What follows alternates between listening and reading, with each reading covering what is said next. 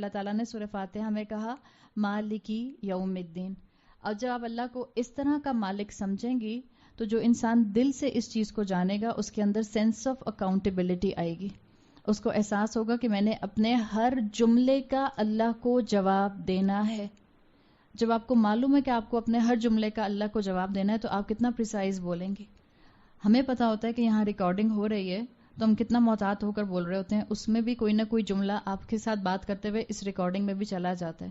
آپ اپنی آواز موبائل فون کی جو مائک ریکارڈرز ہوتے ہیں ذرا اس میں ریکارڈ کرنا شروع کریں. آپ یہ بھی کرتی ہیں یہ بھی ریکارڈ ہو جاتا ہے. آپ جو دو جملوں کے درمیان میں سانس لیتی ہیں وہ بھی ریکارڈ ہو جاتا ہے.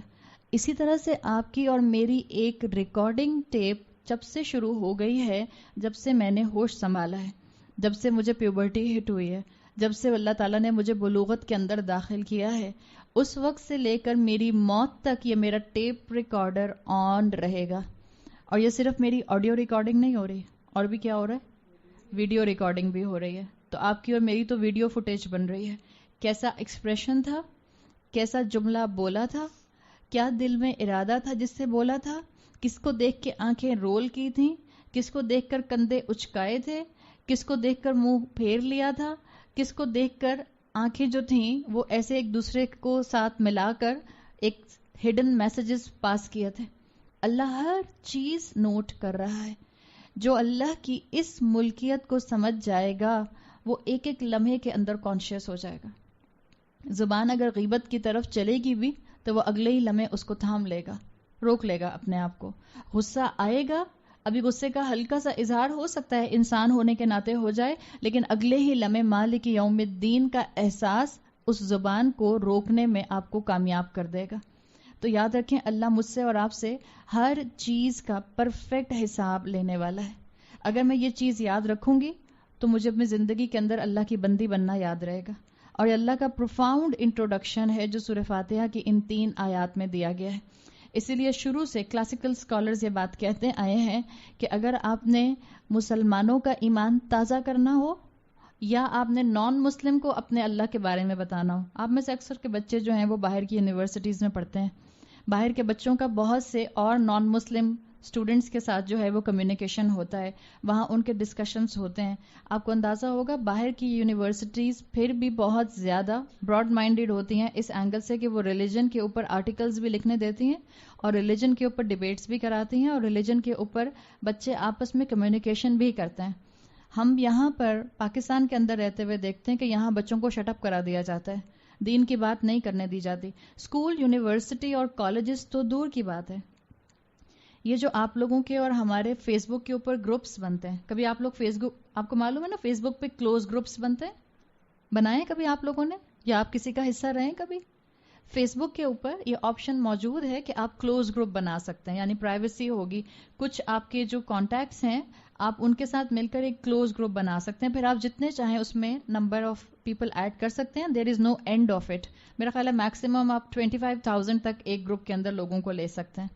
اگر آپ کسی گروپ کا حصہ رہی ہوں تو آپ کو اندازہ ہوگا، اور یہ عام خواتین، آپ کی اور میرے جیسی خواتین یہ گروپ بناتی ہیں، آپ کی اور آپ کی جیسی بچیاں ایک گروپ بناتے ہیں جن کا تعلق کسی یونیورسٹی سے ہے، جو کوئی جاب کرتا ہے، کوئی بزنس کر رہی ہے، کوئی ہاؤس وائف ہے، مختلف خواتین. میں ایک گروپ کے اندر ہوں جس کے اندر اراؤنڈ 11,000 کے قریب خواتین ہیں پوری دنیا سے، اور زیادہ تر مسلمان ہیں. میجورٹی آر مسلمان خواتین نہیں بنایا، اور یہ ساری دنیا میں جو پاکستانی بیسڈ خواتین ہیں ان کا بنا ہوا ہے.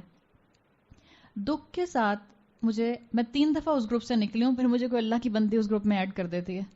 دکھ کے ساتھ مجھے یہ کہنا پڑتا ہے کہ سب کی سب مسلمان ہیں، سب کی سب دنیا جہان کی باتیں ڈسکس کرتی ہیں.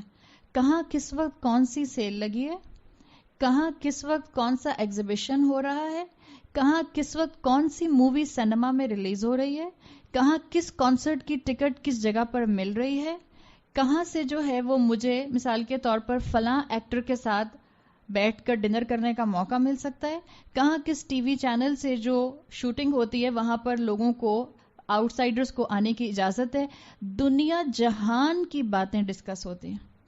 لیکن اگر کوئی دین کا ایک وہاں پر جملہ پوسٹ کر دے تو ایڈمن کی طرف سے نوٹ آ جاتا ہے کہ religious talks are not allowed. کس طرح کے مسلمان ہیں ہم؟ اور یہ ہمارے جیسی خواتین ہیں، یہی ڈیفنس میں رہنے والی خواتین، یہی امریکہ میں رہنے والی خواتین، دنیا جہان کی خواتین ہیں، اور میجورٹی کراچی کی خواتین ہیں. کیسا ہمارا دین ہے؟ اور یہ تو میں صرف آپ کو ایک ہلکا سا ریفلیکشن دکھا رہی ہوں. آپ جن لوگوں کے درمیان میں اٹھتی بیٹھتی ہوں گی، سو کالڈ ایلیٹ کلاس، دنیا جہان کی باتیں ہوتی ہیں، لیکن جہاں کوئی انسان دین کی بات کرنا شروع کرتا ہے وہاں اس کو سنوپ کر دیا جاتا ہے. بھائی ریلیجیس ڈبیٹس میں ہم حصہ نہیں لیں گے. یہ کس طرح کا مائنڈ سیٹ ہے؟ یہ صرف اور صرف حقیقت ہے، یہ اندر کا گلٹ ہے جو دوسرے انسان کو بھی بولنے نہیں دیتا اور خود کو بھی انسان بولنے کو تیار نہیں کرتا. اور اگر کوئی دوسرا انسان بولے اور جس کے بارے میں آپ کو پتا ہو کہ یہ ذرا سا ریلیجیس انسان ہے، اس کو تو شٹ اپ کرا دیا جاتا ہے، اور خود ڈیبیٹس جو ہیں وہ ایشو جو ہیں وہ اٹھائے جاتے ہیں. جب پچھلے دنوں یہ ICI والا جو تھا ایشو آیا تھا اور انہوں نے کچھ بل پاس کرنے کے لیے کچھ رولز دیے تھے، اور اس کے اندر بہت پورے پاکستان اور دنیا کے اندر ہائپ اٹھی ہوئی تھی کہ انہوں نے کیسے اجازت دے دی. وہ جو انہوں نے اجازت دی تھی، اللہ تعالیٰ ان سب کو بھی ہدایت دے کے حکمت سکھائے کہ کس وقت کون سا رول کس طرح سے بنا کر بل کی شکل میں پاس کرنا ہے اور دین کو کس طرح سے پورٹرے کرنا ہے. لیکن اس کے اوپر اتنے ڈسکشنز ہوئے کہ سب اپنے اپنے فتوے دے رہے ہیں اور سب اپنی اپنی آیت کوٹ کر رہے ہیں. قرآن میں یہ آیت ہے، اس کا یہ مطلب ہے، قرآن کی یہ آیت ہے، اس کا یہ مطلب ہے. یہ بتائیں کہ قرآن کی آیات کا ترجمہ آپ اور میں خود کر سکتے ہیں؟ چاہے ہم کتنے ہی ایکسپرٹ کیوں نہ ہوں، بہترین قسم کی مجھے آپ کو جو ہے وہ لنگوسٹیکلی میننگ سمجھ آتے ہوں، گرامر سمجھ آتی ہو، اس کی میتھڈولوجی سمجھ آتی ہو، اس کی مورفولوجی لیٹرز کی سمجھ آتی ہو، کیا میں ترجمہ خود کر سکتی ہوں؟ یا ترجمہ کرنے کے بعد اپنے علم کے مطابق مجھے اسے کراس چیک کرنا ہوتا ہے؟ مجھے اس کو کراس چیک کرنا ہوتا ہے. کیا میں اور آپ کس حکم کے لیے کون سی آیت آئی ہے اپنے علم سے قرآن سے آیت نکال سکتے ہیں؟ جو کام ہو چکا ہے ہم نے اسی کے اوپر کام کرنا ہے. اور اگر آج کوئی مفتی بنے گا، آج کوئی فقہی بنے گا، آج کوئی اسکالر بنے گا، آج کوئی شیخ بنے گا اور وہ یہ کام کرے گا کہ وہ رولنگ ڈرائیو کرے گا قرآن کی آیات سے، تو اس کو ایک کرائٹیریا سے گزرنا پڑے گا. اس کے پاس ڈگری ہونی چاہیے، اس کے پاس پراپر کوالیفیکیشن ہونی چاہیے، پھر وہ یہ کام کرے گا. اگر اس کے پاس یہ ڈگری نہیں ہے، وہ ان سارے برانچز سے نہیں گزرا جو کہ ریکوائرمنٹ ہیں یہ کام کرنے کے لیے، پھر اس کو اسکالرز کے کام کو فالو کرنا ہوگا. سمپل، بتائے اللہ کی بات، پہنچائے اللہ کی بات، لیکن اسکالرز کے کام کو فالو کرے. جو استاد کام کر کے چلے گئے ہیں انہیں کی بھی بات کی روشنی میں بات بیان کرے.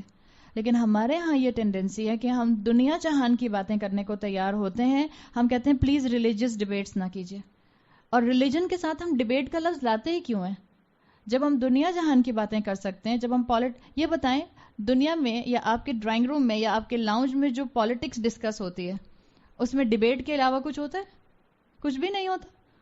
کتنا بھی آپ چاہ لیں کہ آپ کے گھر میں پالیٹکس ڈسکس نہ ہو، دو لوگ اکٹھے ہوتے ہیں، پالیٹکس ڈسکس ہوتی ہے کہ نہیں ہوتی ہے؟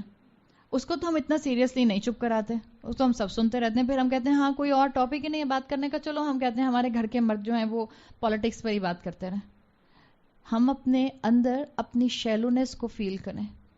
کتنا دور ہیں ہم اللہ سے، کتنا دور ہیں ہم دین سے، کتنا دور ہے ہم اللہ کی صفات سے کہ ہم دنیا کی باتیں ڈسکس کرنا چاہتے ہیں، ہم نہیں ڈسکس کرنا چاہتے تو ہم دین نہیں ڈسکس کرنا چاہتے. اور یہ ہمارا حال ہے. ہمارے یہی امپیکٹ ہمیں اپنے اسکولز میں ملتا ہے، یہی امپیکٹ ہمیں اپنے اسکول اور یونیورسٹیز کے اندر ملتا ہے کہ جہاں بچے آرٹیکلز لکھتے ہیں میگزین کے اندر ریلیجیس پوائنٹ آف ویو سے، وہ ایکسیپٹ نہیں ہوتے.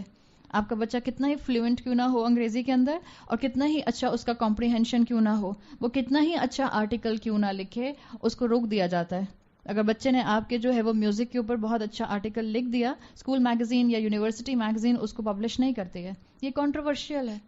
اور دین کو کنٹروورشل کہہ کے چیپٹر کلوز کر دیا جاتا ہے.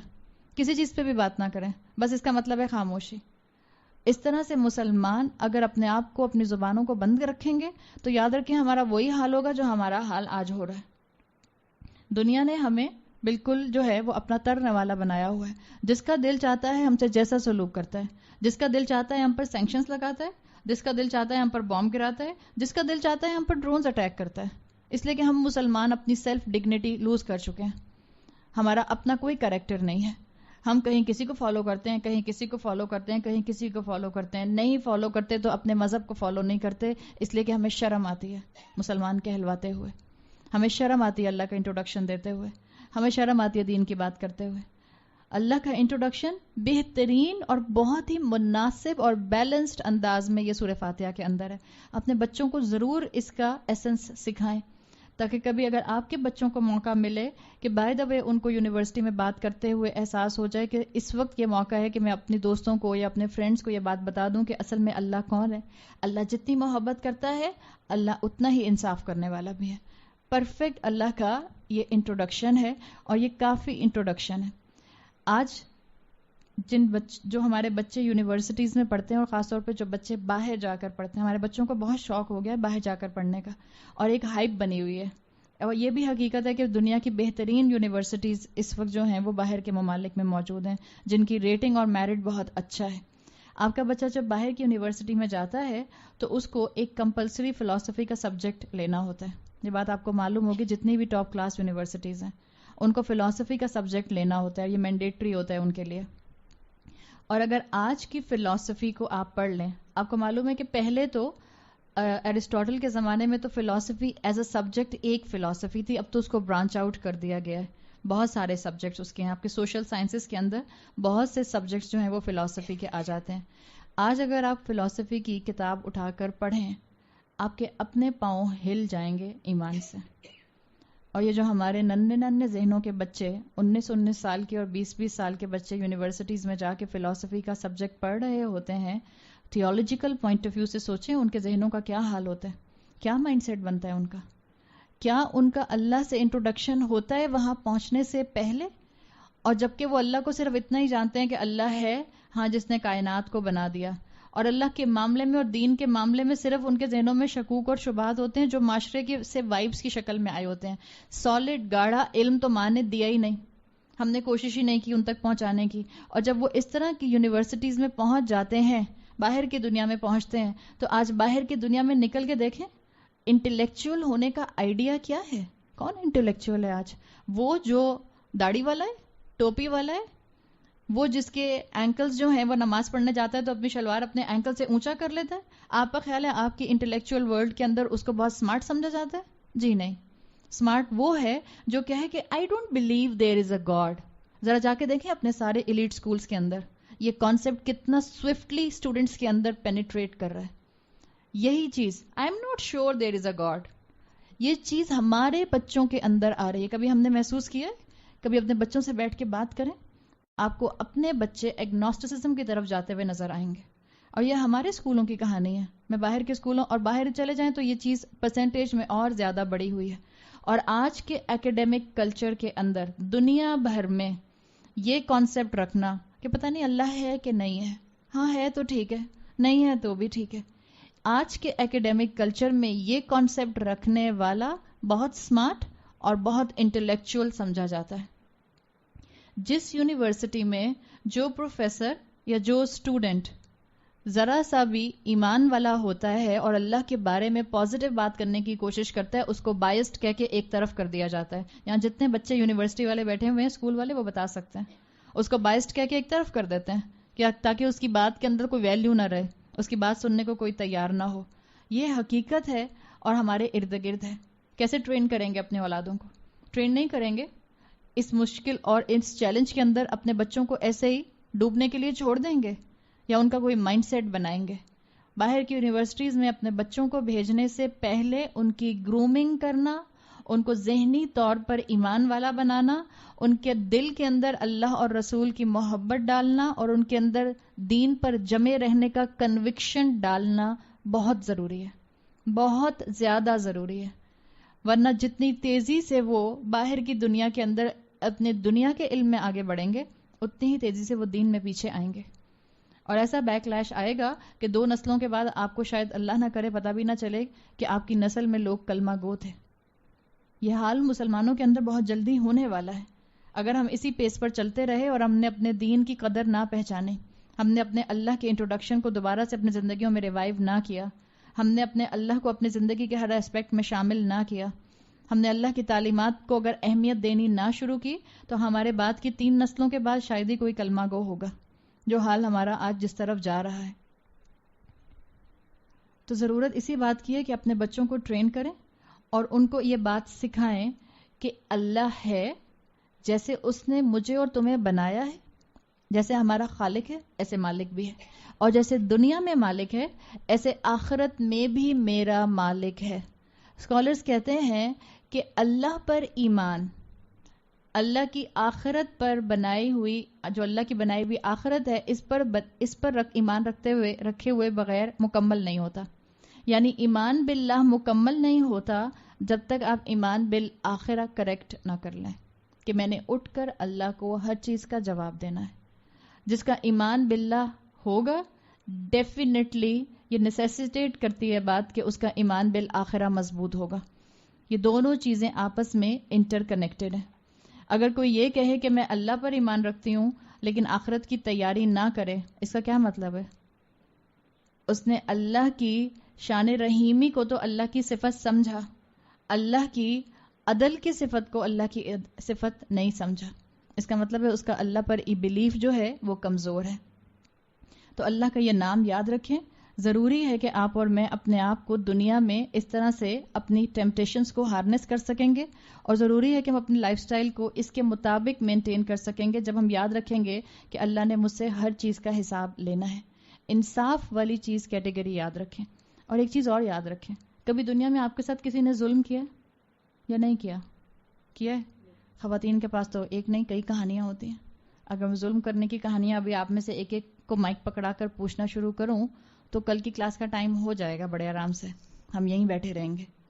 اتنا ظلم ہوتا ہے نا. یہ بتائیں، یہ دنیا اگر آپ اس دنیا کو ویژولائز کریں، کیا یہ دنیا جو ہمارے ارد گرد ہے، کیا اس میں ہر طرف انصاف ہے یا ہر طرف نا انصافی ہے؟ اس دنیا میں ہر طرف کیا ہے؟ زیادہ پرسنٹیج میں تو آپ کو نا انصافی نظر آتی ہے نا. یہ وہی دنیا ہے جس کے اندر کرمنلز کو سزا نہیں ہوتی، اور یہ دنیا بھر میں ہوتا ہے. جو کرمنلز ہوتے ہیں ضروری نہیں ہے سبوں کو سزا ہو جائے، گھومتے پھرتے رہتے ہیں. اور یہ بھی ہوتا ہے جیسے ہم جس شہر میں رہتے ہیں، کیا معصوم لوگوں کا مرڈر نہیں ہو جاتا؟ لوگوں کو پتہ نہیں ہوتا ان کو کیوں مار دیا گیا ہے. اس لیے نہیں مار دیے جاتے لوگ بے جان، بے وجہ، بلا وجہ کسی کو قتل کر دیا جاتا ہے. کیا آج مسلمانوں کے اوپر بامبز گرائے جا رہے ہیں؟ کیا ان مسلمانوں پر جن پر ظلم ہو رہا ہے ان کو دنیا میں انصاف مل رہا ہے؟ ان کو تو دنیا میں انصاف نہیں مل رہا. کیا لوگ ایک دوسرے کا حق مار لیتے ہیں؟ اس دنیا میں تو بہت عام سی بات ہے. اور جیسے جیسے دنیا مٹیریلسٹک ہوتی جا رہی ہے، جیسے جیسے دنیا پیسہ بنانے کی مشین بنتی جا رہی ہے، دنیا سے مطلب انسان، جیسے جیسے انسان منی میکنگ مشین بنتا جا رہا ہے، جیسے جیسے انسان کا کرائٹیریا صرف اس کی جو ہے وہ کوانٹٹی آف لائف ہے، کوالٹی آف لائف نہیں ہے، اتنا ہی انسان جو ہے وہ مٹیریلسٹک ہے. اور جتنا مٹیریلسٹک ہوتا ہے انسان اتنا سیلف سینٹرڈ ہوتا ہے. جتنا سیلف سینٹرڈ ہوتا ہے اس کو صرف اپنی ذات سے مطلب ہوتا ہے. بس میں خوش رہوں، بس کوئی میرا دل نہ دکھائے، بس کوئی مجھے ہرٹ نہ کرے، بس کوئی میری بات کو ریجیکٹ نہ کرے، بس کوئی مجھے نقصان نہ پہنچائے. اور جس انسان کی یہ ذہنیت بنتی ہے وہ دوسروں کا حق مارتا ہے.